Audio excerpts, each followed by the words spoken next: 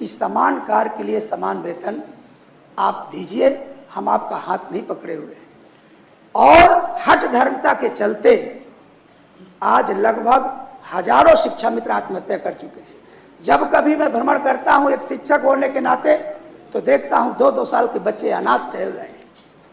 मानवर, कहने की बातें हैं कि हम शिक्षा को सुधार रहे हैं।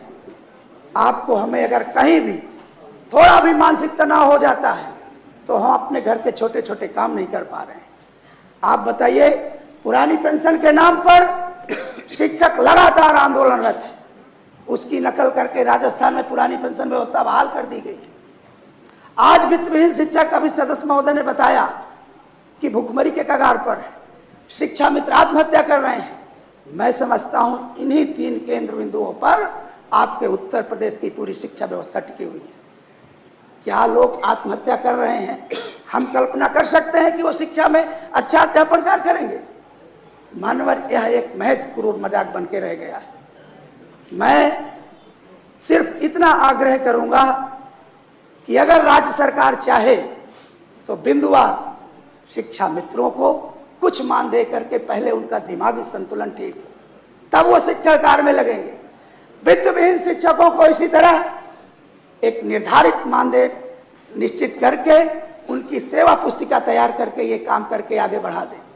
इसी तरह पुरानी पेंशन में भी बड़ा दिल रखते हुए, बड़ा मन करते हुए इस कार्य को अगर कर दें तो मानवर, मुझे लगता है कि जो ये कहावत कही गई है कि शिक्षा किसी भी राष्ट्र की आधारशिला होती है विकास के निर्माण की, तब शायद हम उसके लक्ष्य को पूरा करेंगे।